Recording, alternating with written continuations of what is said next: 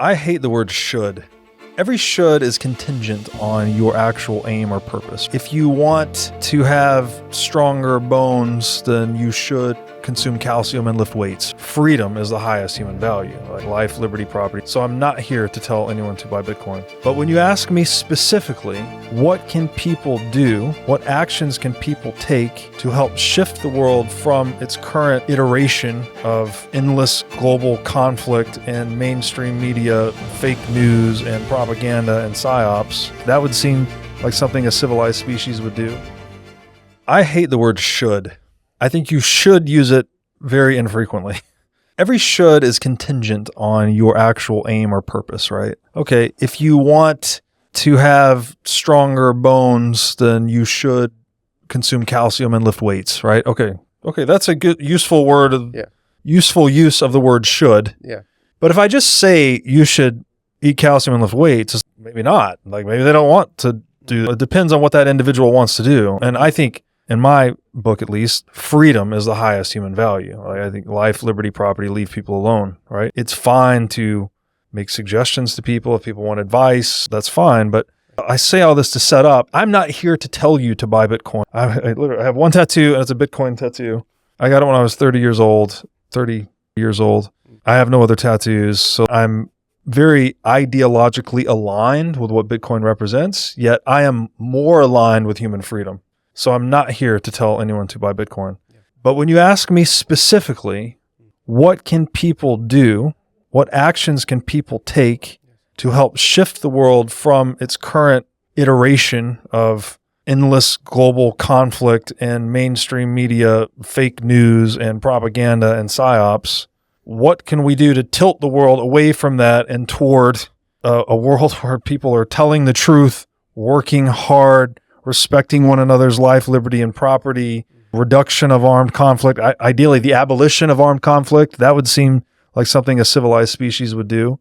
I will say, if that is your aim, that you should buy Bitcoin. Because what is happening when I say buy, you are selling fiat currency and you're buying Bitcoin. As more people sell fiat currency, you're sucking purchasing power out of that system.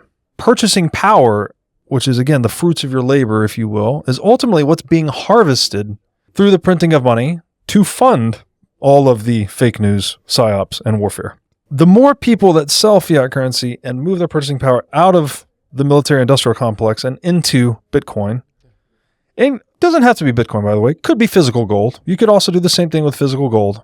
You could sell your dollars for gold buried in your backyard. That also takes purchasing power out of the system. You are deep in the war machine. You're literally sucking energy. Your labor is no longer being siphoned to fuel the war machine, the war and propaganda machine. And your energy now lives in a system that no one can print Bitcoin to go to war. No one can print Bitcoin to fund psyops. No one can print Bitcoin to fund propaganda. So it's a very simple solution in that way. And this is what Bitcoiners are doing, basically. And there's this weird, it's one of those few instances in the world where you can cater to your own individual self-interest and simultaneously cater to the collective's best interest. Because when you sell fiat currency for Bitcoin, you are acquiring an asset that is impossible to inflate and very difficult to seize. If you hold your own private keys in a multi-key wallet, it is the closest thing to unseizable private property known to man. There's nothing like it, right? It's just information.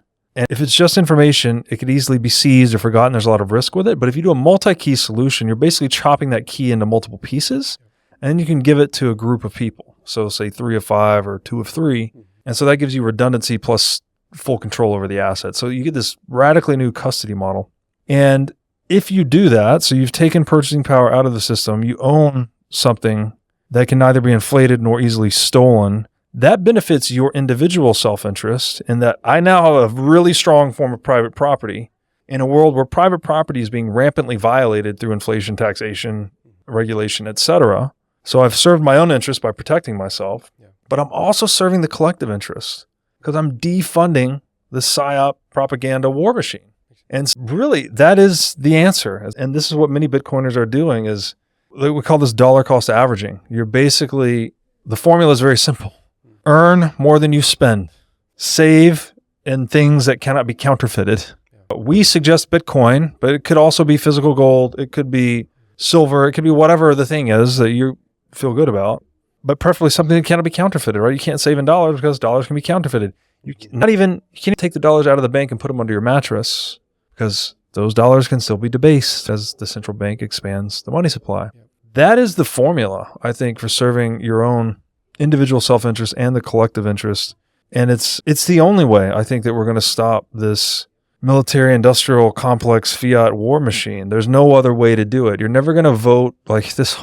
The delusion that you're going to vote someone in to fix this is a delusion. I'm not saying don't vote. I'm personally not very much of an advocate for it. I don't think it does a lot. I think it does a lot more at the local level. If you're going to vote for local politicians at the local level that you can interact with, that can move the needle more.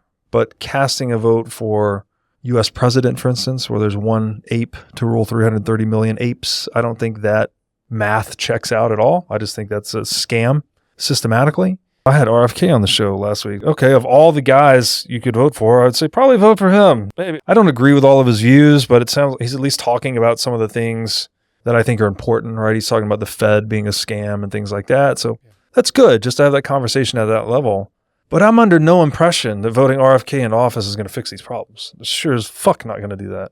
The only thing that's going to do that is millions of people moving their purchasing power out of the system and starving the beast to death. That's the only thing that will work. So that's why I think buying Bitcoin is actually the only answer to solving this set of problems that I've outlined today.